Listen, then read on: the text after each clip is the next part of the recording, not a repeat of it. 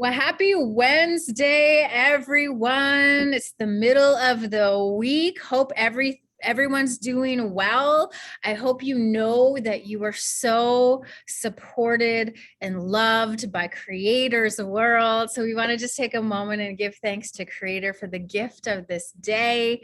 Here in Amiskwaci, Waskagan, Edmonton Treaty 6, we have the sun and it is shining and it is a hot day outside. It definitely is summer. So we give thanks for the gifts of this season, and all of our relations, all the animals, the plants, the sacred waters, our community that surrounds us. So Creator, we give you thanks for the gift of this day. And to you, we say hi. So thank you everyone for joining us. You're here at Innovate BC. We're here almost every Wednesday. So we're glad you're joining us wherever you are. I hope that you're drinking that good water, Creator's best gift. Water is medicine. So drink that water, eat that good fruit. I actually was just in BC about 3 weeks ago and I had some of that good, side of the road BC fruit. It was amazing. Cherries, strawberries, peaches. It was great. So welcome to Innovate BC. We're honored that you have joined us. It is going to be a really great session today. We have Ashley Wright joining us from the Comox community.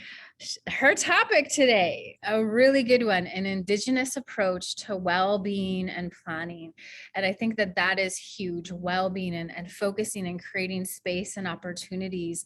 It's important when we think well, when we walk well, when we are taking care of ourselves, mind, body, heart, and spirit, that we're able to do all of those good things for the community, that we are stronger, that we can implement those ideas and those plans in a stronger, better way. So looking forward to the conversation today, Ashley. So I'm honored to introduce her.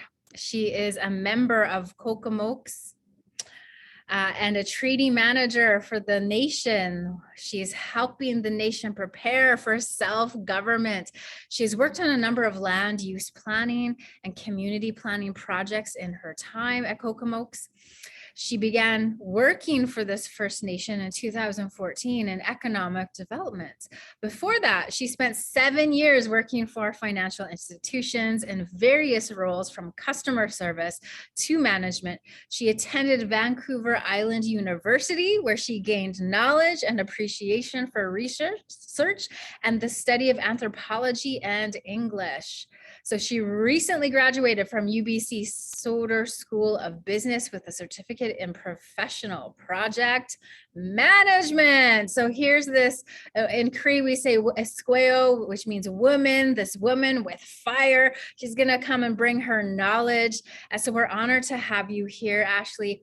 So she's gonna give her presentation. There will be opportunity for questions, comments at the end, but feel free to use that chat box. Let us know where you're joining from. If you have questions or comments along the way, the chat box is a good tool. And also I love to use those reaction pieces too that are at the bottom of your screen. So welcome, Ashley. We are honored you're here, and the floor, the stage, the virtual mic is yours. Thank you, Michelle. You have really brought us together in a very intentional way, and Gaelic Hasla emote for that. Thank you. So I am here today to touch on, and really I'm just honestly scratching the surface here on an Indigenous approach to well-being and planning.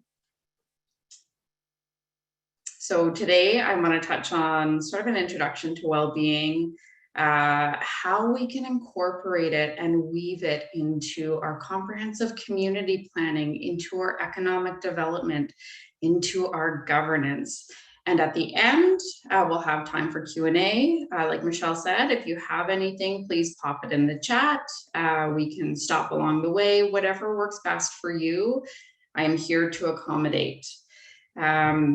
And I've made my presentation probably about 30 to 40 minutes, and then Q&As at the end. In the event there's no Q's, then you get to enjoy the sunny afternoon. So thank you, Michelle, for giving me an introduction. So I did want to start off by also giving you an introduction. I am taking the next 30 to 60 minutes of your time. So who am I? My name is Ashley Wright. I am a very proud member of the Comox First Nation. I live, work, and breathe in the Comox traditional territory. My given name is Matli Nabin Guina, which is sockeye salmon with feathers all over. And that was given to me, I think I was about 8 years old in ceremony, and it's to represent the giver of life. Fun fact, I do have a mild phobia of fish. So it's a bit comical in my family, but that I'm very, very proud to have my name. In my professional world, I have worked with Comox First Nation in various capacities since 2014. I started my journey working under the CEO of Economic Development, where I overseen various businesses, including a campground, trailer park, daycare, art gallery, forestry, just to name a few. Prior to that, I did spend 7 years in the banking industry, where I did start in customer service and worked my way into management. Although the corporate world can be very colonial, I will give the financial institutions some credit in teaching me some very, very good conflict resolution skills and transferable skills, which has brought me to where I am today. More recently, in 2018, I started my consulting my services to First Nations. My primary client is Comox, where I manage the treaty team and treaty projects. I help write all of the grant proposals that go in for funding every year and do all the reporting on an annual basis, which in my mind has really become one of my favorite pieces. Although it's a very daunting piece, it is one of my favorite pieces because I get to share the story. So I do have experience in community planning and engagement, project management, people management, and leadership, and preparing the nation for self-government. In my off time, I camp, I hike, I explore the island. I have a husband, 3 kids, 2 dogs. It is an extremely busy life that I lead. My kids are 8, 12, and 17, so they keep me on my toes. And I did want to start off by sharing a bit of my journey with well-being. Last year, I lost my father very unexpectedly, and for the past year and a bit, I have really, really looked inwards to work on my well-being, so my cup is full, so I can be there for my children, my community, my team, and my family. So in that journey, I really have focused on self-care, which includes getting out onto the land, harvesting my traditional foods. That includes this summer's berry picking. I've been out on the weekends picking berries by my favorite rivers and my favorite mountains. In the wintertime, I fill my cup by feeding my family with elk and grouse and deer, making time for my family, my friends, physical activity, hiking, connecting with the land, and really working on those things that fill my cup. And if I could send one message to everyone who is watching, it would be do things that fill your cup. Because when your cup is full, you are more present, you are more intentional, and you are there in a good way. So in addition to that, I'm not sure, I think, Jason, you may have been on the last call that I was on, where we talked about community engagement. We had a roundtable, and it was at that time I did a debrief with Elsie and the Can Do team and sort of shared a bit about my background and story on well-being. And it really started when we did an update to our comprehensive community plan in Comox. And as we were working on the update, I was reading a book. It's called An Economy of Wellbeing. And coming from a banking and corporate background, my view at that time on well-being was very colonial in terms of like the GDP, the outputs, the economics of well-being. And as I was reading this book, it really made me take a step back and think about the Indigenous approach to well-being, a much more holistic aspect, and incorporating it into everything that we are doing. And from there, I brought that to our leadership and said, what do you think about incorporating well-being into our comprehensive community plan? And they said, wow, that's a great idea. We never really thought about that.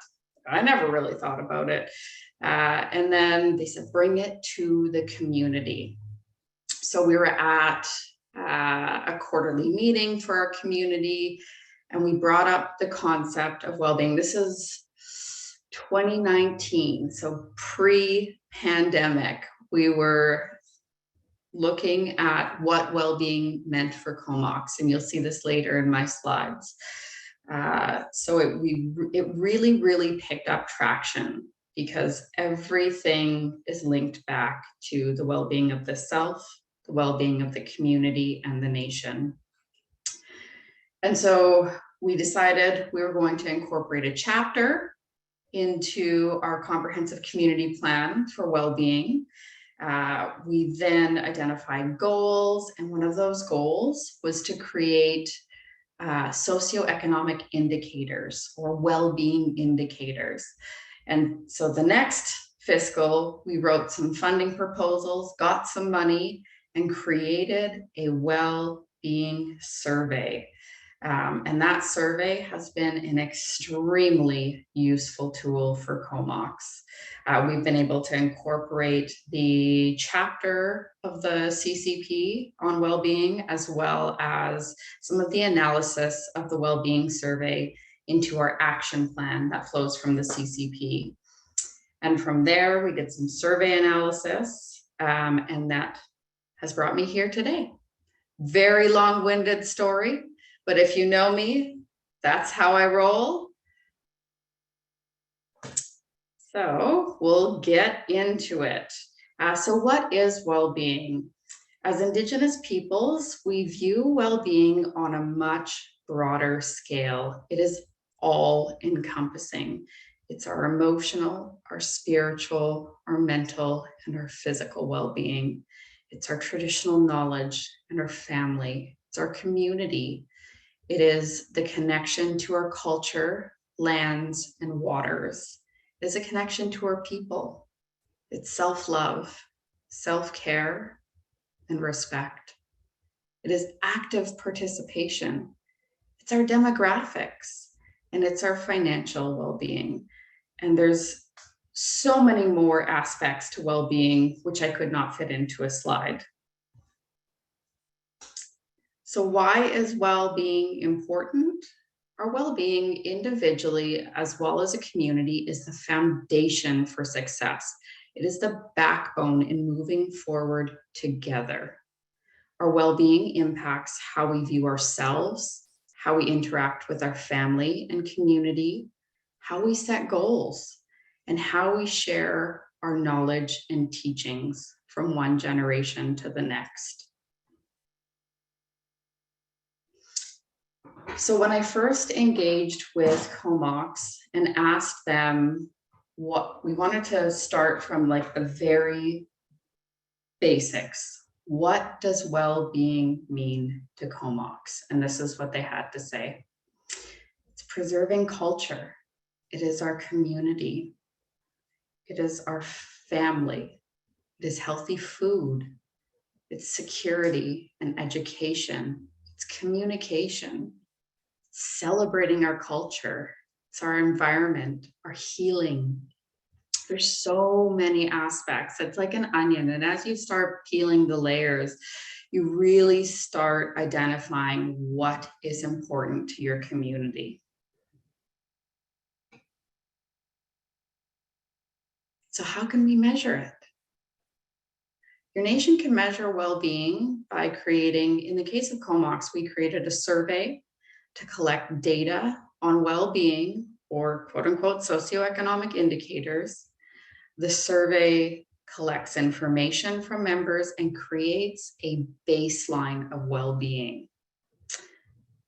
That baseline is so important because measuring where you are today, knowing where you want to go, you need to know all of those steps in between and be able to measure your progress against those steps in that time. Furthermore, by establishing the baseline of properly designed indicators, your nation will be able to assess gaps and resources required to address those gaps. This then becomes a tool that provides the necessary data to your government, and that will guide the governance, decision-making, strategic planning, and allocation of resources. By measuring well-being, it will help inform goals, strategies, and actions taken by your government for years to come. So I wanted to create a graphic to show sort of that flow of what this could look like. And it's really starting out with that survey and having that inventory of where your nation is in terms of well-being. By doing that, you can identify what needs to be improved. You can create goals, strategies, actions, and budgets to address the needs. And the well-being impact analysis, so that is that continual measurement to see if you are progressing towards your goal. So in the case of Comox, we are currently under the Indian Act, and we are negotiating a treaty, self-government.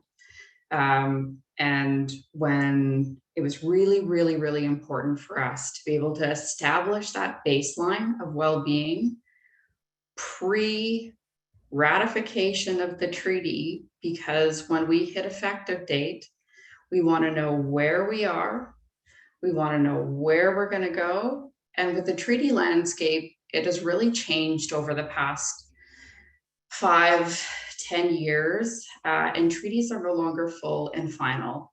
Treaties are not for every nation, but for Comox, I truly believe that this is the best fit. And with the treaty being no longer full and final, we're able to reopen it every 10 years and negotiate things that we see as gaps. So this baseline, this well-being survey, is going to be so important to inform the progress of the nation. Whether you're treaty or self-governing or under the Indian Act, it is an extremely important tool. So in terms of the well-being survey, I wanted to provide some examples. We modeled the survey around the various states of well-being. So happiness, mental well-being, spiritual well-being, health, financial, work and skills, relationship and belonging, recreation, arts, culture, education, and environment. And if we have time at the end, I can walk you through a little bit of the broader survey, but I pulled out some of the questions. So looking at how happy you are today, How much joy do you experience in your life these days? In general, how would you rate your health? And by health, we not only mean the absence of disease or injury, but also physical, mental, and social well-being. How often do you use traditional medicine for healing? How satisfied are you with your access to culture? And then we go into more like demographics information. So in which industry sector are you currently employed? By having a very wide array of questions that are designed from indicators, you will be able to use this as a tool going forward. So how often should the survey be completed? In the case of Comox, we developed a smaller annual survey along with a more robust survey that gets completed every 5 years. So the smaller survey is about 35 to 40 questions, and the larger survey is about 80 questions, and it's closely related to the long form census. So it is a lot of questions. It can take about 25 to 30 minutes to fill out. But we did receive a lot of active participation in this survey because of how we communicated it to members. And what does reporting look like on the survey? In the case of Comox, we have an annual report that is developed, and it analyzes the overall results, showing a well-being score in various areas. Furthermore, it analyzes the gaps and highlights areas that the nation is doing well in. So the survey results have become a communications tool for the nation because it shows transparency, it shows areas that we have gaps, and also areas that we can celebrate. It's so important to celebrate the wins. And that is also linked to the well-being of the nation, is celebrating those wins. So how can well-being be tied to comprehensive community planning? Before we jump into that, I will take a step back. For those of you who may not have CCPs at your nation, the Comprehensive Community Plan, or CCP, is a document. It's really a bird's eye view document that includes elements that are so integral to the community. It includes things about people, the lands, governance, education, health and safety, environmental protection, cultural values, sustainability, and well-being. The CCP sets out the vision for the future and targets for each of those various chapters. So the CCP really reflects the input from the nation's members. It establishes a time horizon for making things happen in the community. It guides the pathway for the future. It provides a foundation for all the policies and regulations and decisions on land use and development. It guides engagement with surrounding governing bodies and businesses. It guides governance and decision-making. It reinforces the community values, sets priorities for people, finances, and land use. It builds expertise among the community members. It helps communities pursue new economic development opportunities and attract investment. The community plan the Comprehensive Community Plan is really a document that is made by the members for the members, and it's an opportunity for members to have their voices heard through the various engagements in building the document. It's also a living document, so as priorities change, new opportunities come up, it's also a good idea to revisit your CCP. So how can you incorporate it into the plan? Engage with your members. That is the number one thing I would suggest, is to engage with the members to see how they would like to see well-being, or if they want to see well-being incorporated into the comprehensive community plan. In the case of Comox, we created a specific chapter on well-being because this was identified as extremely important to our members. You can also weave it out through the various chapters of the CCP and include the goals into your CCP action plan, because that takes the idea and puts it into action. So I wanted to provide an example of a well-being chapter where we sat down and engaged with the members to identify some of the goals. And you'll see the first goal was to create socioeconomic well-being indicators to monitor the well-being of our members. So we took this as a priority and created that well-being survey, and we're now using it as a tool. Maintain a defined status of well-being for members in the nation. Find new ways to integrate health and well-being into the fabric of the community. And some of the objectives for the well-being are: create new opportunities to support involvement of the members in sports, culture, and recreation.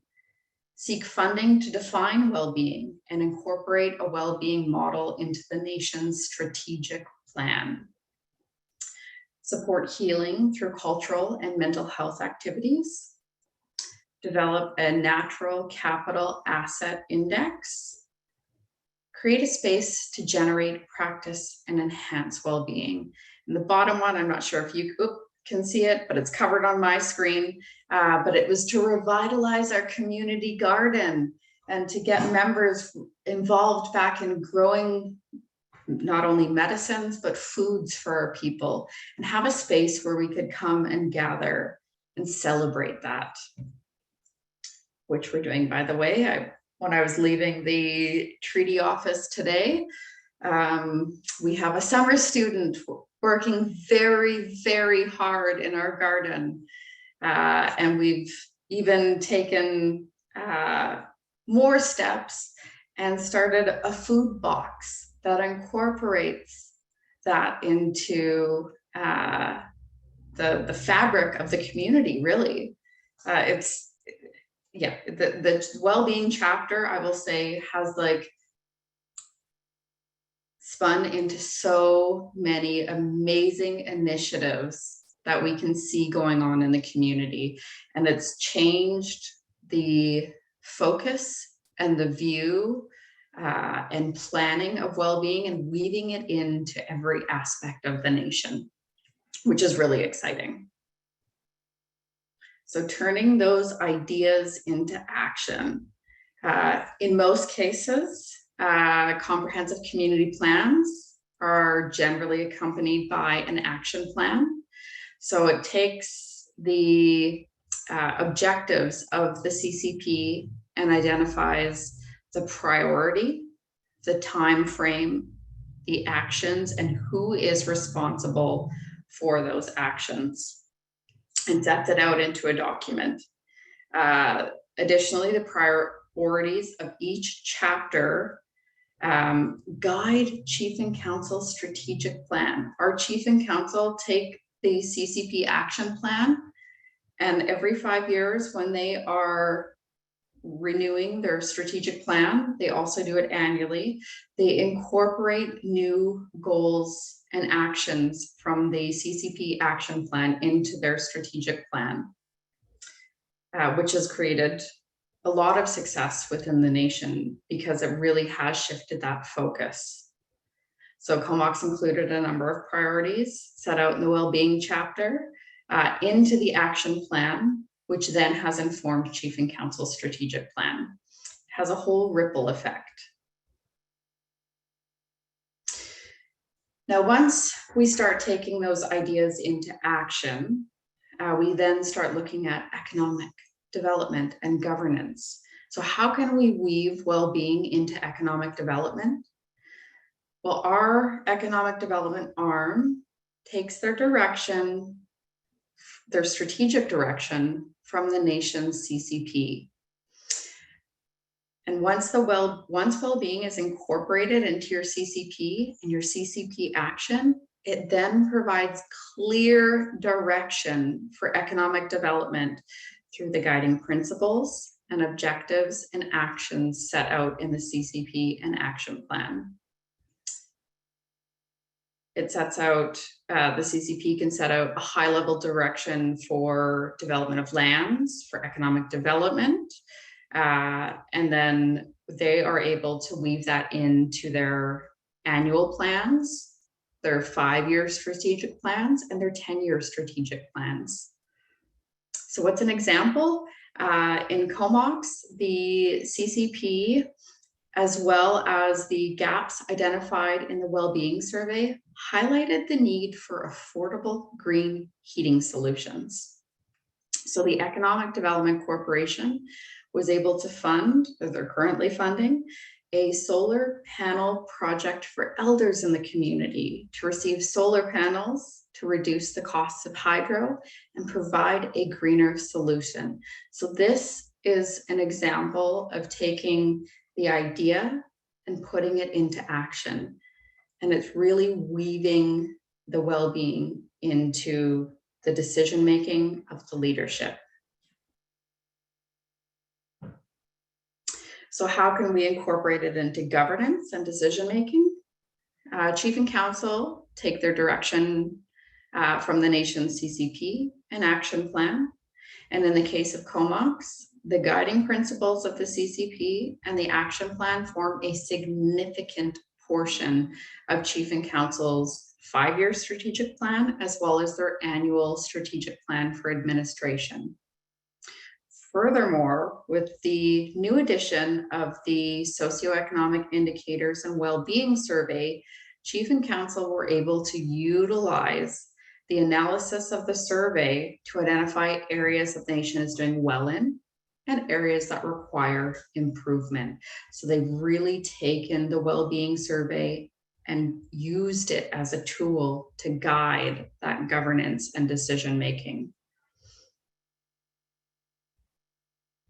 So I wanted to put together a little graph, a takeaway. I think the presentation is being sent out.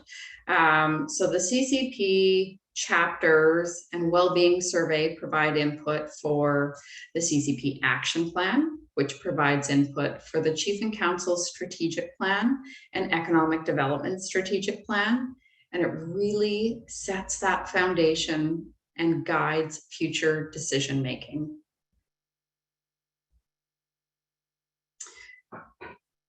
So some final thoughts.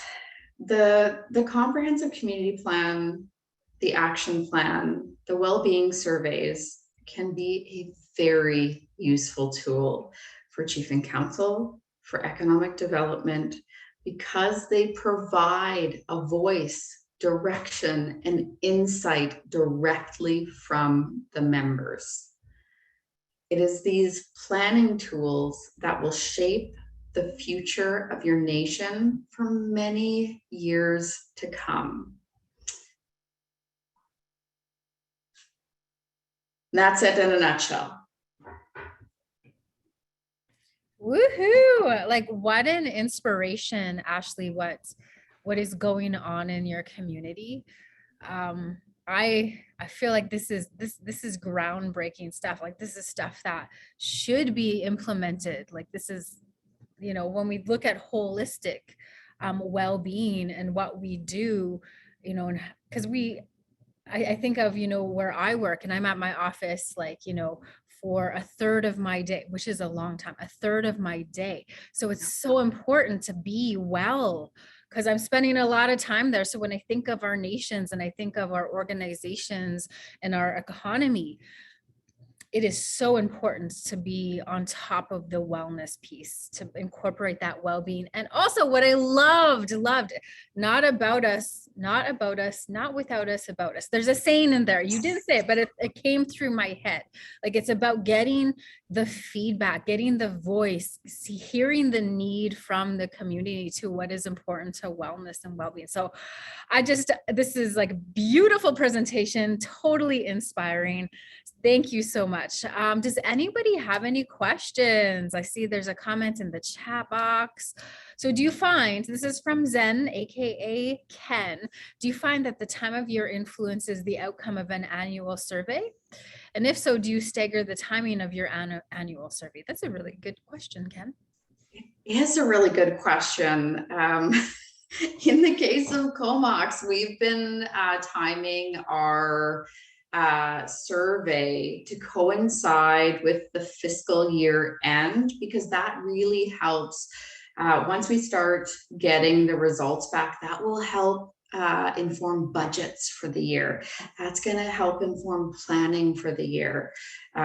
So I would, if I could give a piece of advice, and what works for one nation may not work for another, but in terms of planning and strategic planning, I would time it to roll out in, say, February, and then you hold it until, we did a month push. We didn't want to keep it open for too long, because then you get stragglers that come in, and if you don't have a set deadline, then it can really delay the process of the analyzed results. So if you could roll it out in, say, February, do your engagement on it, your pre-planning with the members from like September to January, talk about it, create some excitement about it, and then roll it out in February, have it wrapped up in March, and then do your analysis in April. And then you have a very nice report for the end of fiscal. You have your analysis in order for Chief and Council to incorporate that into budgets and decision making and strategic planning for the year, as well as administration, because Chief and Council set that direction, and then it's really the ultimate responsibility of the administration to carry that out. So that would be my advice on that. It's a really, really great question. Yeah, I thought that was a brilliant question. Thanks, Ken, for always bringing the good questions. We're going to open this floor for anyone who has any questions or even comments about today's presentation. Feel free to unmute yourself or use that chat box. One thing that I was thinking as you were just talking, that the importance of having that conversation, that dialogue, planting those seeds with the leadership. Yeah. But that is key, whether it's the leadership in the nation or the leadership in the organization. Because what I have found and what I've witnessed along the way in my journey is when that leadership is, holding that idea, that vision, the people will also, hold that together too. Also including the input and the voice of the community. But I also think, having the leadership on board and really believing in this wellness idea and incorporating it into all that you do, I think is so important. So important. All right. And I just think of last week we had one of the chiefs. So I live in an urban community. I live in Edmonton. I live in a city. And one of the chiefs who who's about 2 hours outside of the community, and he knows he has a large, community here in the urban city. And he made time and effort to come into the city within the organization, within the community. And I just think it's brilliant when you see that kind of love and that commitment to community when, your leaders show up. And so I just was reminded of that story. All right. So any comments, any questions? We invite you. I really think you really inspired us, Ashley. You've given us much to think about. We're looking forward to, reviewing the slides that you've shared on our own. It's just really exciting. Like wellness is my wheelhouse. So I was so excited. I was taking mad notes over here. So I love what you're doing. I love how you're bringing this concept, this idea, which should have been around for years, but you're bringing it to the table again. So thank you so much for your knowledge and what you're doing in your community. I just believe you're modeling something really great. So thank you for that. Thank All you. right. Well, doesn't seem like we have any questions. So we're going to say, we'll see you next time. We're honored that you've joined us for this afternoon. I hope wherever the rest of your day lands, that you walk in wellness, you walk in the goodness that Creator has given to you. Pay attention to those relatives. There's some who are really struggling and hurting, some who could use an extra smile, an extra hand, maybe a bottle of water. But pay attention to the world around you and extend kindness and love and compassion wherever you go. So be well, everyone. Thank you for joining us. And we'll see you next time. Peace. Thank you.